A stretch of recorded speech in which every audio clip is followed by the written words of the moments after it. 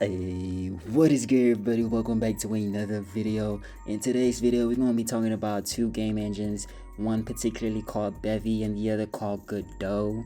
I still don't even know if I'm pronouncing that correctly, but Godot, Godot, it is whatever it is, man. Take it with a grain of salt, yeah?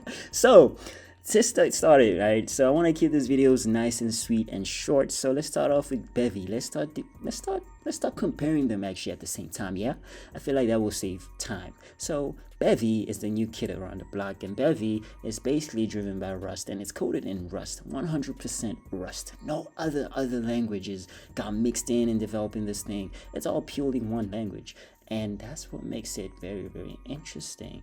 And on top of that, Bevy is really fast, and it's also very data driven, heavily, compared to Godot, which still has, object oriented stuff going on and all of that stuff, right? So Bevy is data driven. Okay, it's fast, it's simple, and it's very much capable of doing a whole lot. And Bevy has a 2D renderer, whereas, well, guess what?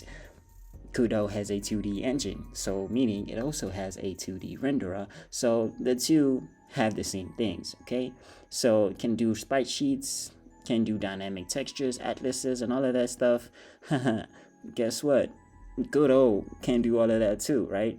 Pretty much sure it can do some of that too. And then we got a 3D renderer whereby it can basically have lights. I mean, I don't know why they have to list these things out, because obviously a 3D render has to have lights, shadows, and cameras and all of that for a game engine, which is so weird. I feel like they ran out of things to say, hence why they're listing it out like that. But hey man, it is whatever it is. Guess what? Godot has the same thing. It also has a simple, powerful 3D, and basically gives you everything you need to build and animate and render your 3D worlds. Now, you see how they didn't really list that it has lights and all of that stuff. Just a little, just the little details right there that matter the most. You don't have to be too explicit sometimes, But then anyway, it has a render graph. Now, I'm not too sure if Godot has a render graph too, but I don't know. I've never really dealt with the render graph in Godot, but it has a render graph, which is something that's pretty nice and very sweet. I really love that. And then we have cross-platform, right, capabilities. Basically, it runs on Windows, Mac OS, Linux, and the web, and Android and iOS. And well, guess what? Same thing counts for Godot. So, in a nutshell, these engines basically have similar features. They all do the same thing. One is just data driven and the other is just not. And then one of them has a dedicated graphical user interface when you load it up, whereby Bevy basically has a UI framework in place of that. So you can actually, hook up your UI within the code itself, I guess, something like that. Yeah, still a little bit vague on that. But then it also has scenes, which is something that Godot also has. I mean, every game engine has scenes, right? That's what makes a game engine. So yeah, and then it has sounds. Godot also has sounds. It has hot reloading. One thing that they literally explicitly tell you, it has hot reloading, which is something that Godot doesn't really tell you from the get. Like, you don't really know if it has hot reloading or not. Probably has, probably not.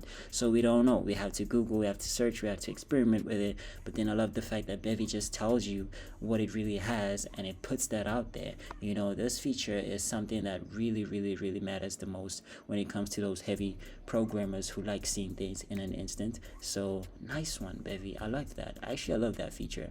And then it has, sweet compile times. It's very fast. I mean, what do you expect? It's coded by Rust. It's made by Rust. It never rusts. It's always smooth. Ain't nothing rusty about Bevy, y'all. But ain't something rusty about Godot. Because Godot, I mean, come on, man. Godot has all these support for all these other languages: C#, C++.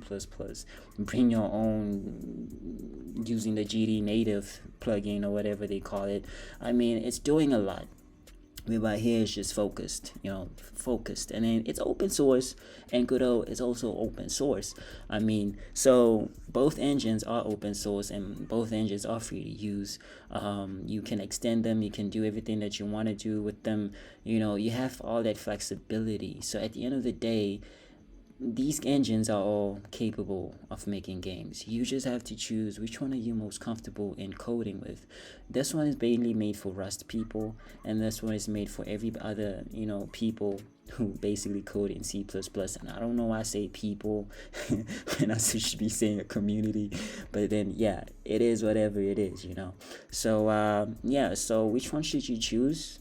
The decision is yours, man. The decision is yours. If you want to be rusty with the rust, hey, Bevy is you. If you want to be Godot with the goes, hey, take Godot and be Godot the goes. So yeah, so that is that. There's really nothing too much to compare, and like I say, it just depends on who you are and what you want. And people should stop saying that one engine is superior over the other. No, man, come on. They're all built for different people. They're all built for different use cases and all kind of design styles, and it just depends on what kind of developer you are and what you're really into. And if you like data-driven style, use data-driven style and use Bevy. If you like all the other paradigms, then use Godot, because that's for you. You know what I mean? But then, hey, this is my 2 cents on the two engines. And personally, I've never really tried any of them. But then I'll bet on Bevy. That's for sure. I'll bet on Bevy. And that's final. So if you guys enjoyed this video, hit the sub, and I'll see you on the next one.